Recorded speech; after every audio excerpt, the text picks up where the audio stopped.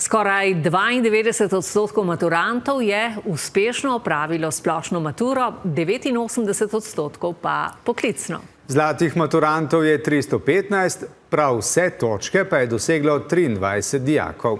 Rezultate spomladanskega roka so dijaki izvedeli danes in kako so sami zadovoljni z njimi, Ana Vidic-Kostevc. Uspešni maturanti Ledine so danes še zadnjič stopili v šolsko telovadnico in pričeli z najbolj pričakovanim dogodkom zadnjih 4 let. Jaz sem vesel, da je konec za vsega, pa da so rezultati super. Zadnji dan srednje šole pa ni edini razlog za veselje. Spomladanski rok mature so pri njih opravili prav vsi prijavljeni. So lahko in smo lahko zelo zadovoljni, bili so zelo uspešni.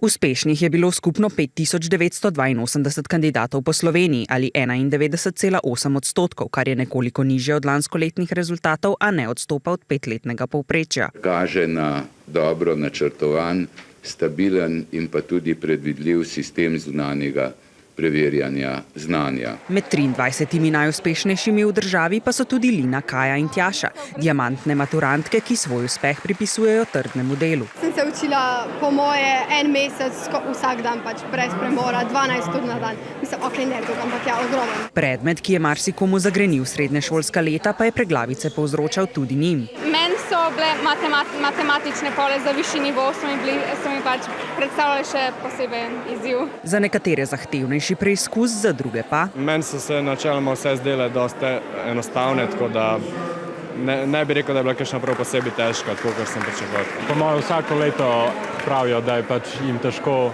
ampak